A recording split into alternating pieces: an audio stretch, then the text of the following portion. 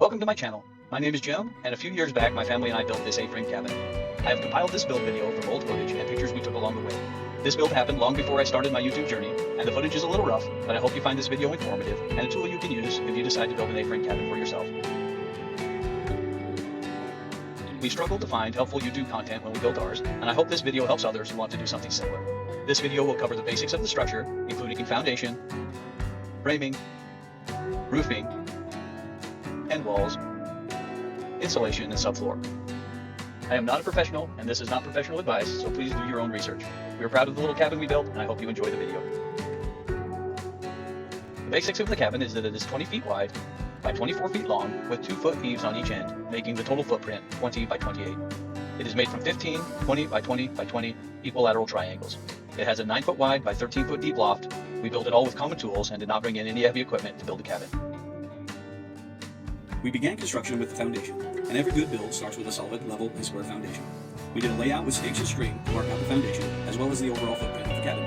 I used line levels to get it all level. I then measured corner to corner of the next pattern, making sure both measurements matched. I also used the 3-4-5 method to check square. The 3-4-5 method is when you are measuring a 90-degree corner, you measure 3 feet on one side of the 90 and 4 feet on the other, and the distance between those 2 points should be 5 feet. If it is, then you are square. The string layout and leveling is a very important stage of the construction process and is worth spending a good amount of time on so that it is as perfect as it can be. We then marked and dug the holes for the pillars. These need to be below the frost line. The holes were roughly 16 inches around, and the first 6 inches of the holes were filled with gravel and tamped down. We then placed the 12-inch sonotubes and marked and trimmed them to be level with the strings, as there were some variation in the hole depths. Once the sonotubes were placed, it was time for rebar. The rebar was cut to a rough length and pounded down into place.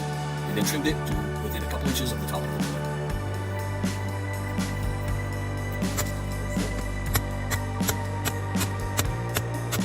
Now we were ready for concrete. I was very proud of my family during this process.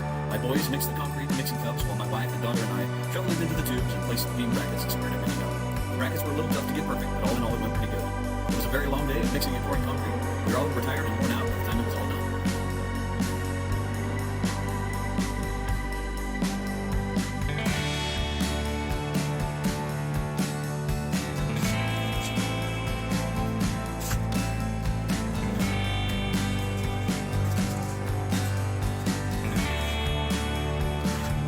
Here's how it looked after everything was poured and ready for the beams. The digging the holes and the concrete pillars took us 2 hard weekends, working sun up to sundown. We let the concrete dry over the next week and went back the following weekend to place the beams. The beams are made up of 3 2x12s and a piece of package OSB to get to the required width for the brackets.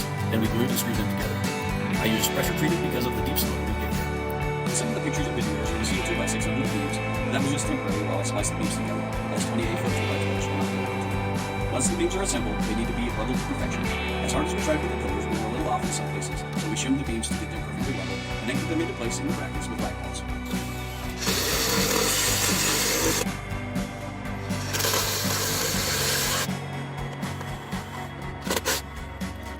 We always made sure to make time for fun while we built the cabin.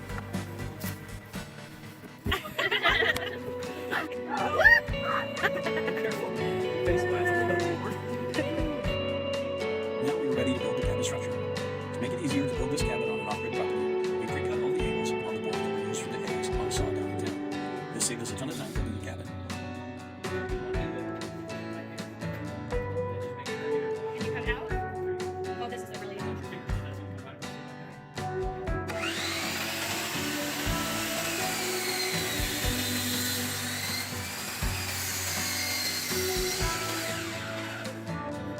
We also cut the 3/4-inch plywood gussets for the top connection of the A's.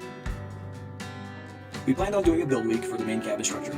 We made a couple trips to the property to get everything staged. My dad decided to join us for that week, and I was grateful for the extra help and his knowledge. The first thing we did was mock up one of the A's so we knew what we were dealing with, and then unloaded all the lumber. My kids are great at making work into fun, and the race to unload began.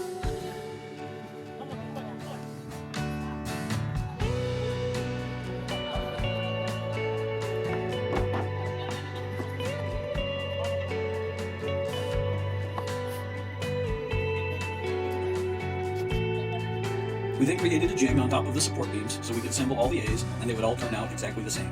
This saved us a ton of time. Between the jig and pre-cutting all the angles, we were able to get in a rhythm and assembled all the A's in about half a day. The A's are formed by laying out two 2x8s in a triangle and attaching them together at the top with a 3/4 inch plywood gusset, and then sandwiching the bottom of the 2x8s between two 2x6s and bolting them together with two 5/8 bolts in each corner, forming the A. The 2x8s become the trusses, and the 2x6s become the floor joists. We added spacers between the 2x6s to firm things up a bit.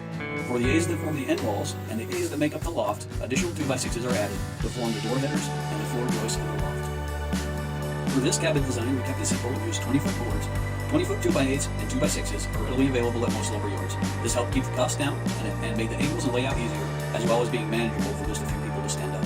Once we had the A's assembled, it was time to stand them up. We attached blocking to the support beams so the A's would not slide off the end, and attached a rope to the top. We created a platform to stand on using 2x6s and OSB.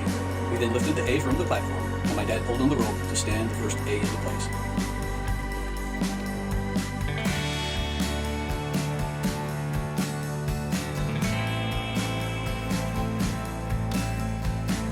We then added support braces to keep it plumb so we could stand up the next one. Keeping the A's plumb and correctly centered on the support beams is critical, and it all starts with the first one.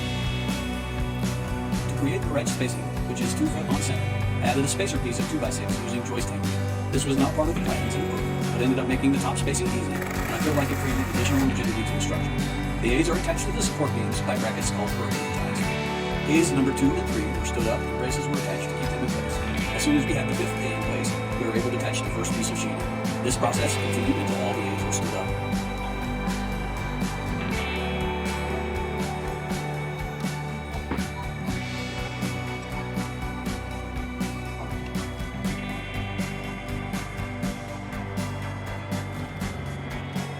Then the sheathing began.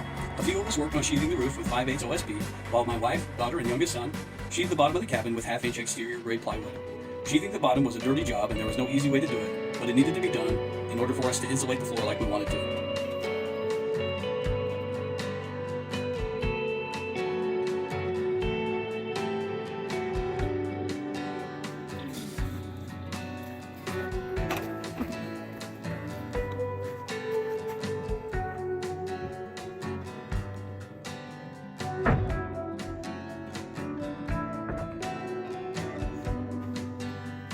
One tool that came in very handy that I didn't think of, but luckily my dad brought, was a pipe clamp.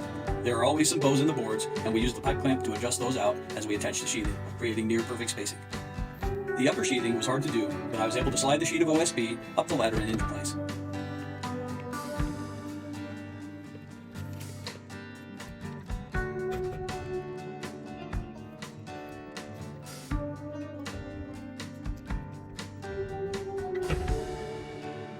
The roof sheathing is installed with sheathing spacers to create a slight gap around each sheet of OSB. Once the sheathing was on, and before we began roofing, I framed and cut out the skylight.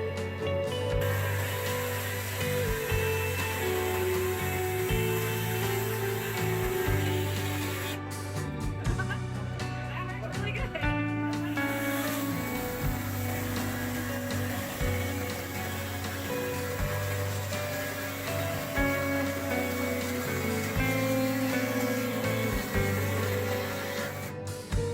The roofing began with tar paper and roofing nails. I know there are a lot of different products that you can use at this stage, but this was cheap and it is what I was familiar with.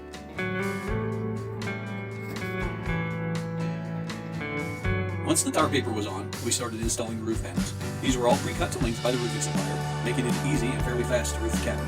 The roofing supplier was very helpful, and from a basic drawing, provided everything we needed, including the end caps, ridge cap, and all the supplies we needed. It was easier than I thought it would be, but it was still a lot of up and down on the ladders, and I was very tired and sore by the time the roof was finally complete.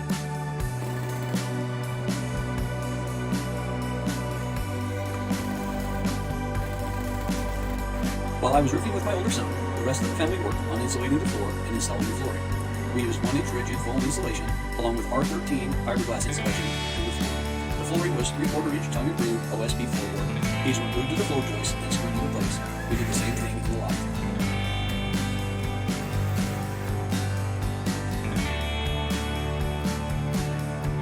This is one of my favorite pictures from the build. This picture also gives you a good perspective of the space in the cabin and in the loft. We installed all the roofing panels, end caps, and ridge cap.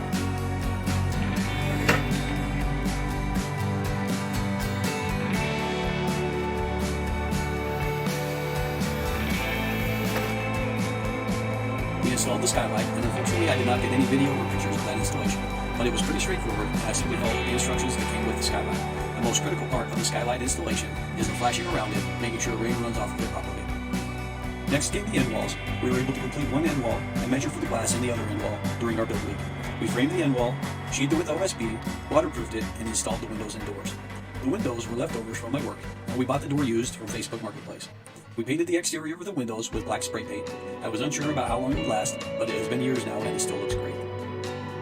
We insulated most of the interior during build week, and in this picture you can see the full roof vents that go in before insulation.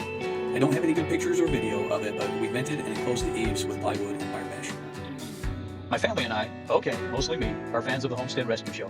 My family and I took this picture of us working on our resumes and posted it to the Rainey's Facebook page. Marty Rainey commented on the picture with one word, fortitude.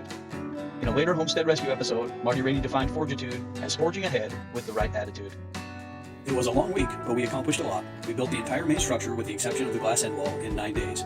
We worked all day and sometimes into the night to accomplish what we did. I was very proud of my family and what we were able to learn and to accomplish.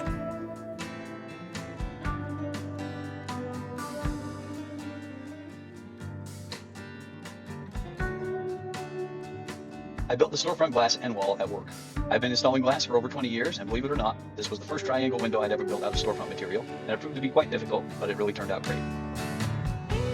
We went back 2 weekends later when the glass came in to install the glass wall. The storefront windows were made up from scraps that I'd been saving for months. The doors were left over from a project that a customer decided they wanted something different. The glass install only took a day, and it was fun to teach my family what I do for a living.